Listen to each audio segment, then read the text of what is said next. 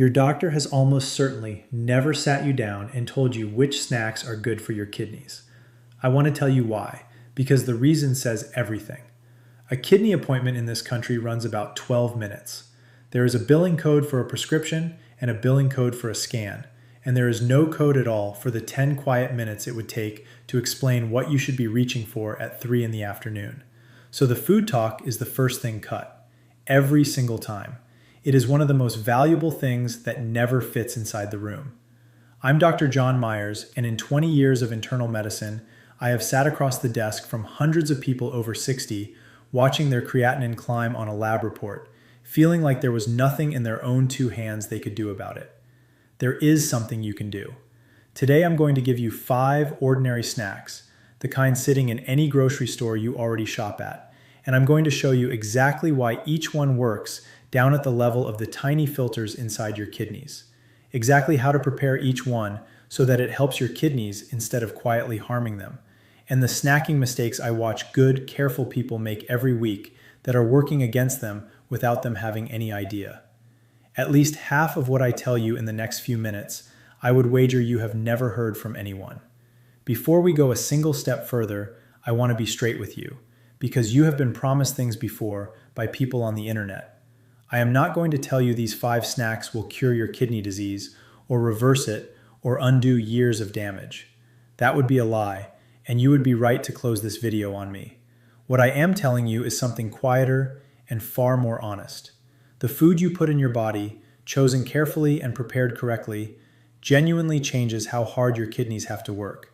And a kidney that is working a little less hard is a kidney that holds its ground for longer. I'm not selling you anything here. This is physiology, and it is backed by the kidney specialists at the National Institutes of Health and the kidney diet guidance from the Mayo Clinic and the Cleveland Clinic. Let me tell you who I'm talking to. If your last lab showed a creatinine creeping up past 1.2 or 1.5 or higher, if a doctor has said the words stage 3 to you, maybe even stage 4, if you are getting up 2, 3, 4 times a night to use the bathroom and you have started to dread it, you are exactly the person I made this for. And the plan is simple, so you know it's worth staying to the end. First, I'll show you in about 90 seconds what creatinine actually is and why that number climbs. Because once you understand that, every one of these 5 snacks will make complete sense. Then we go snack by snack.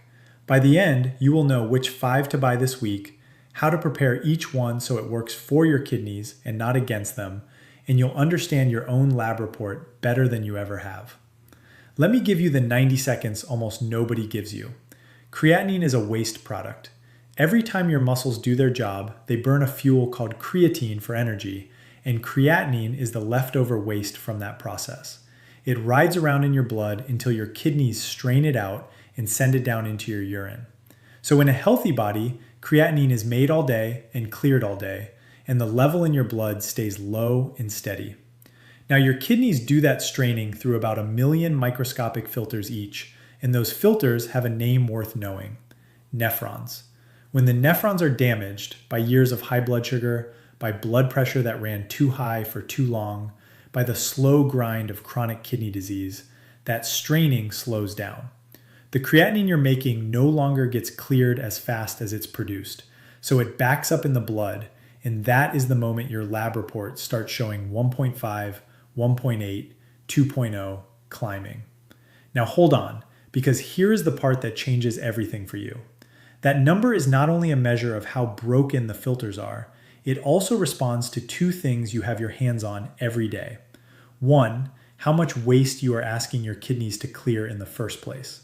2, how much ongoing damage the filters are taking from inflammation and from the blood vessels that feed them. Those 5 snacks each work on one of those levers. Less waste to clear, less damage to the filter. That is the entire game, and your fork is one of the few places you actually get a vote. The first snack is one I recommend to nearly every kidney patient I see, and when I ask whether they eat them, almost all of them say no: red grapes. And I can already hear the objection because I hear it in the exam room every week. Doctor, grapes are sugar and I'm watching my blood sugar. Stay with me because the answer is more interesting than a flat yes or no. Red grapes carry a compound called resveratrol.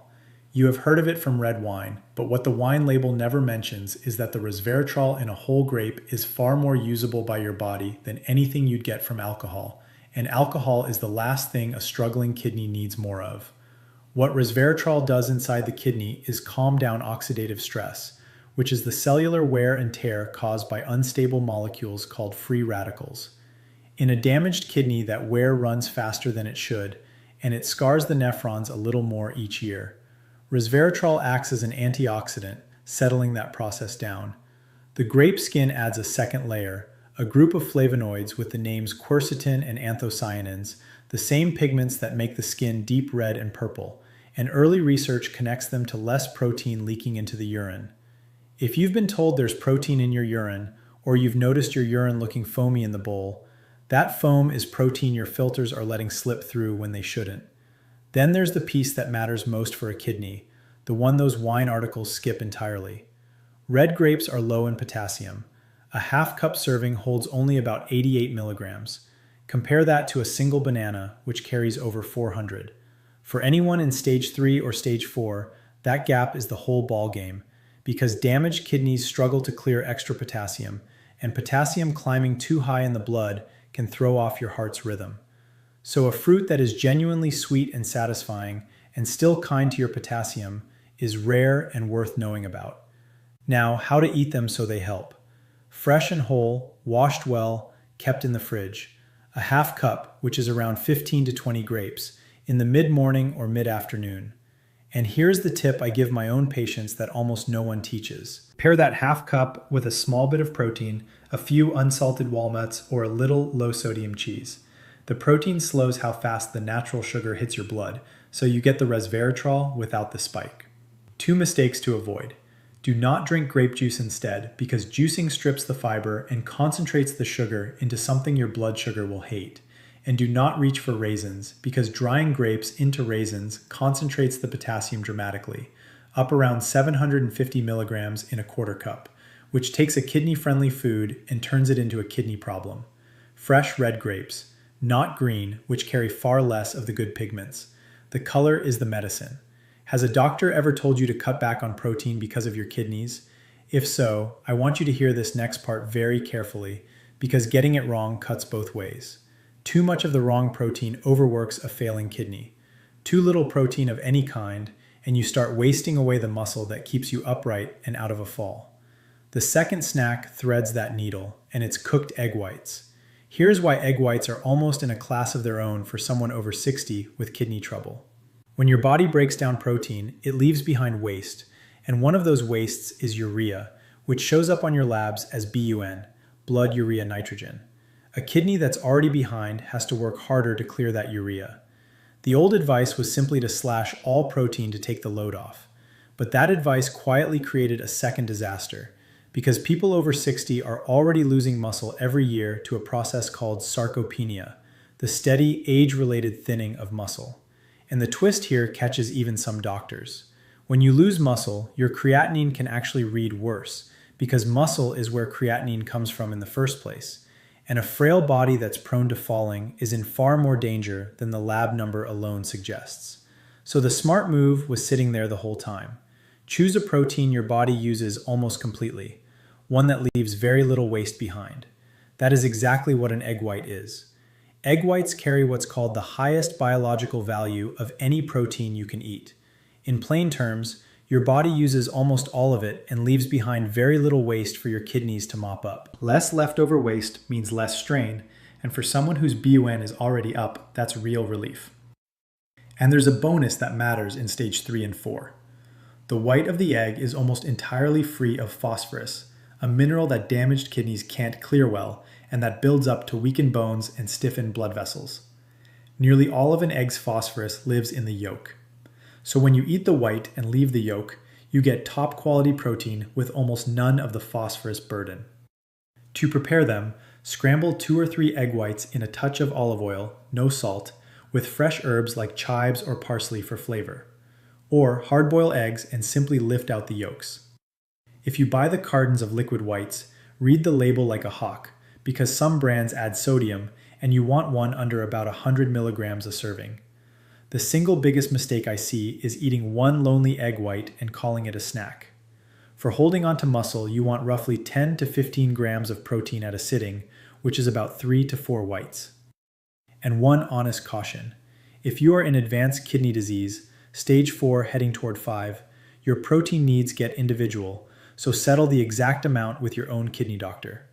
For most of you earlier in this, smart protein like this is a gift, not a threat. This third one is going to surprise you, and it surprised half my colleagues too. Potatoes.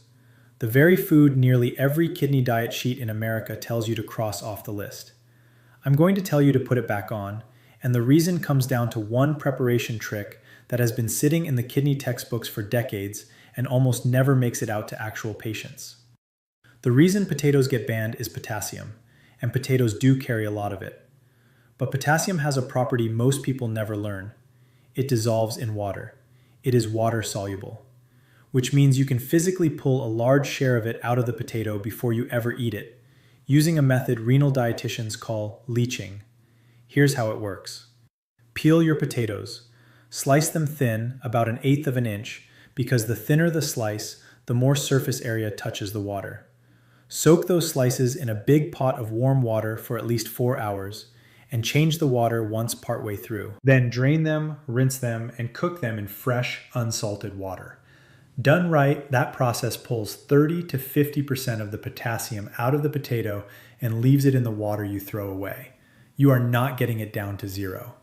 A leached potato still has potassium, so this is not a free pass to eat a mountain of them. But it takes a high potassium food and turns it into a moderate one that many people in stage 3 can fit back into their week with their kidney doctor's blessing. A cracker would be easier, I know that.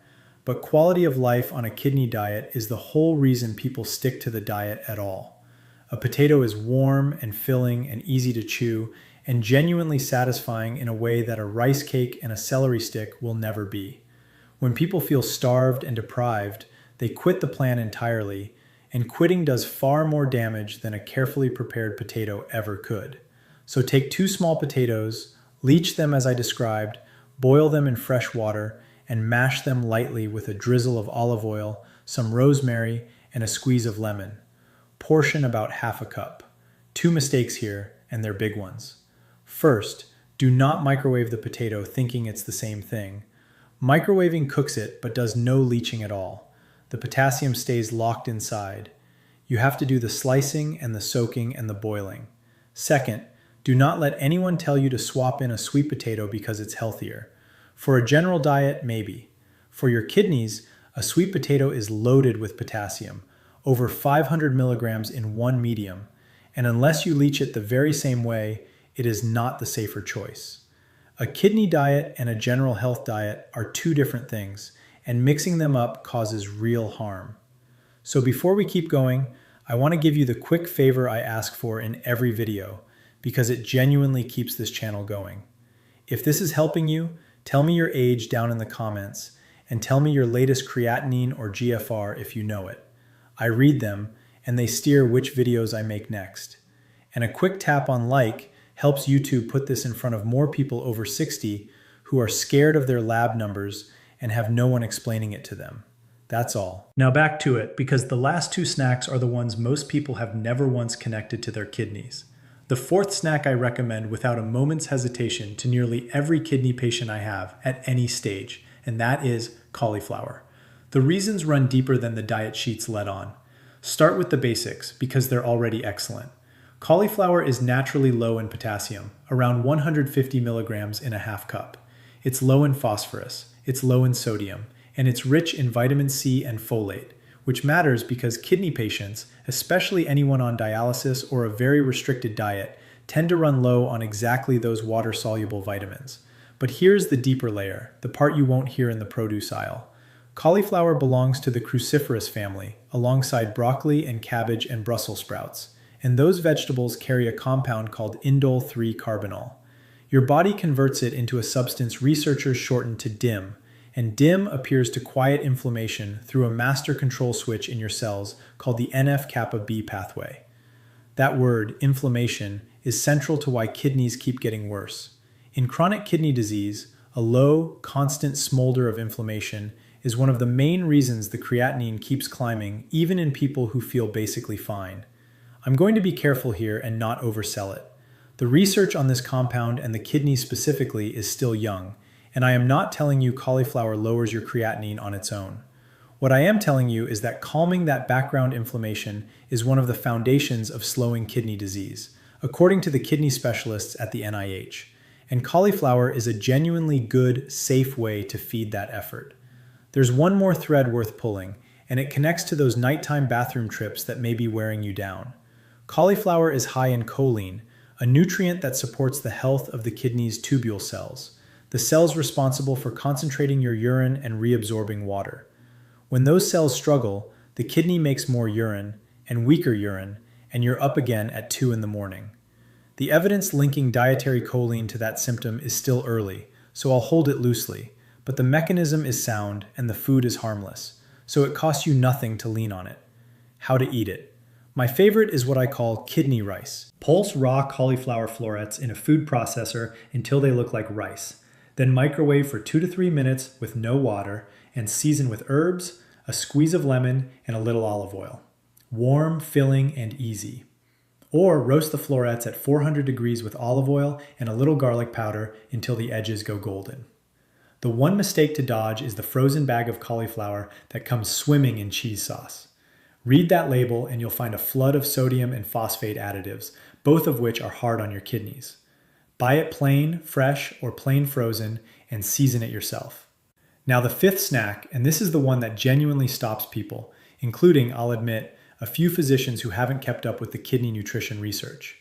Macadamia nuts. If you've been told to avoid all nuts because of your kidneys, I want to explain why that blanket rule is out of date, and why macadamias in particular sit in a spot all their own. Most nuts really are a problem for kidney patients, and the blanket advice came from somewhere real. An ounce of almonds carries about 200 milligrams of potassium and 136 milligrams of phosphorus.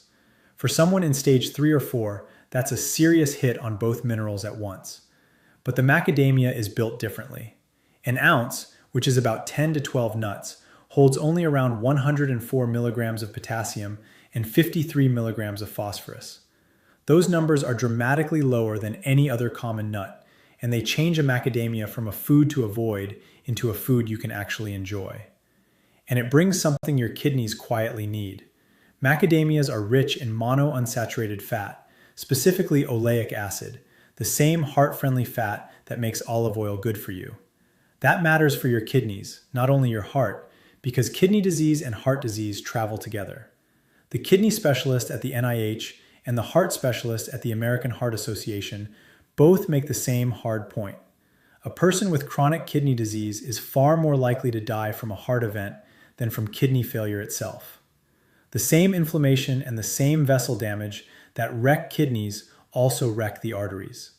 Monounsaturated fats help lower the harmful LDL cholesterol and improve the health of the lining of your blood vessels. And healthier vessels mean better blood flow into the kidney, which is exactly what your filters need to keep doing their work. There's also early research suggesting these good fats may help protect the filter against that protein leakage we talked about, while diets heavy in the wrong saturated fats may worsen it. I'll hold that one loosely too, but the direction is consistent and the food is sound. Macadamias are also one of the few genuinely satisfying crunchy snacks for someone managing both kidney trouble and blood sugar, because they barely move your glucose at all. To eat them right, portion control is everything, because they are calorie dense. 1 ounce, 10 to 12 nuts, and no more. Buy them raw and unsalted, or if you can only find roasted, get dry roasted with no oil and no salt. Skip anything with caramel or chocolate or flavoring, which sneak in sugar and sodium and phosphate additives. A habit I love. Pre-portion 10 to 12 nuts into a little container and pair them in the afternoon with 4 or 5 of those red grapes from snack 1 if your potassium budget allows. Now you've got a nourishing, kidney-conscious snack that takes 0 preparation. One last warning that has nothing to do with you and everything to do with the dog at your feet. Macadamia nuts are toxic to dogs. Keep them well out of reach. Let me tell you about a patient I'll call Walter, because his story is the reason I keep making these. Walter came to me at 67. His creatinine had drifted up over a couple of years to where his chart now read stage 3 kidney disease, and his blood pressure and blood sugar had both run high for most of his 60s. What he said to me that first visit is what I hear constantly. He felt fine, which made the numbers feel unfair, and he'd left every appointment with a new prescription and not one word about his own kitchen. He was up 3 times a night. He'd quietly stopped traveling because of it, and he was frightened, in the specific way people get frightened when a number keeps climbing and nobody has handed them anything to do about it. So we did 2 things. He kept taking every medication his kidney doctor prescribed, because food never replaces those, and we got specific about what he ate between meals, using the exact 5 snacks I just gave you. He swapped his afternoon crackers for grapes and a few macadamias. He learned to leach a potato. His wife started making the cauliflower rice. Over the months that followed, alongside his medications and his regular labs, his numbers steadied. I want to be careful with my words here because this part is where people overpromise. His creatinine did not drop back to normal. It stopped climbing and held, his blood pressure eased, and the nighttime trips fell from 3 down to 1. The thing he told me he was most grateful for was not the labs at all. It was that he finally felt like a participant in his own kidneys instead of a bystander watching them fail. I want to be honest about the other ending too, because I've seen it more times than I'd like. The person who hears all this means to start and never quite does, and comes back a year later with a number that's moved the wrong way and a smaller set of options. The difference between those 2 stories is rarely willpower or money. It is almost always that one of them started with a single small change, this week, while it was still on their mind, and the other waited for a someday that didn't come. So here is the single thread that runs through all 5 of these snacks, the one idea I most want you to carry out of this video. Every one of them works by lowering the workload on your kidneys' filters. That's the whole secret. And once you see it, you'll never look at your plate the same way. The egg whites lower the waste your kidneys have to clear. The grapes and the cauliflower lower the inflammation that scars the filters year after year. The macadamias protect the blood vessels that carry blood into the kidney to be cleaned. And the way every one of them is prepared, the leaching, the unsalted cooking, the whole fruit instead of the juice, exists to keep potassium and phosphorus and sodium from piling up on a system that can no longer sweep them away. That reframes your whole creatinine number. For years, you've probably been told that number is simply a readout of how damaged your kidneys are, a verdict handed down to you. It's more than that. It's also a running tally of how hard you're making those kidneys work, and that part has your fingerprints on it 3 times a day. You did not cause your kidney disease by being careless. Kidney trouble at this stage of life is the slow sum of decades of blood pressure and blood sugar and aging vessels, processes that started long before you had any reason to know. But the workload, starting today, is yours to lower. And lowering it is one of the very few levers in this whole disease that you hold in your own hand, without a prescription, without a copay, without anyone's permission. So what do you actually do tonight? Let's make it concrete. 1. Make a small grocery list right now while you're thinking about it. Fresh red grapes, a carton of eggs or liquid egg whites, a couple of potatoes, a head of cauliflower, and a small bag of raw, unsalted macadamia nuts. That's the whole list. 2. Pick just 1 snack to start with, not all 5, because the person who tries to change everything by Monday usually changes nothing by Friday. The easiest place to begin is swapping your usual afternoon snack for a half cup of red grapes with a few macadamias. Do that one thing consistently, and you've already started. 3. Learn to leach a potato this week, because it's the one skill on this list nobody ever taught you, and it gives you back a food you thought was gone for good. 4. Get the salt out of the way you prepare all of it. No added salt. Season with herbs and lemon and a little olive oil, and read the label on anything that comes in a bag or a carton, watching for sodium and for the word phosphate. 5. And this is the one that ties it all together. Keep every appointment with your kidney doctor and keep getting your labs drawn. Know your own numbers, your creatinine, your GFR, your potassium, your phosphorus. These snacks work alongside your medical care, never instead of it. And now, the line I promise you in every video, the one that matters most. There is a point where this stops being a kitchen matter and becomes a phone call matter. If you are in stage 4 or stage 5 kidney disease, or you've ever been told your potassium runs high, do not overhaul your diet from a YouTube video, mine included.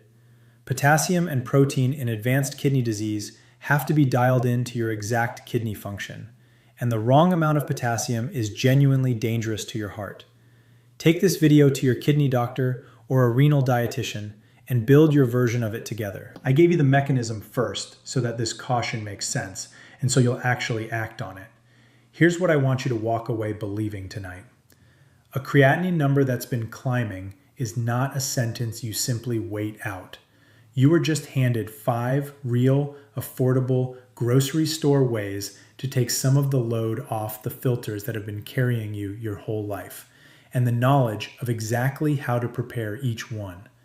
Your kidneys have been working for you every minute of every day without a single thank you since before you were born. Tonight, you get to work for them. So do 3 quick things for me. Pick your one snack and actually buy it this week, not someday. Tap like if this explains something your last 12-minute appointment never had the time to, because it genuinely helps this reach more people your age. And tell me down in the comments how old you are and what your latest creatinine or GFR is, because that tells me exactly what to make for you next. Take good care of yourself and take good care of those kidneys.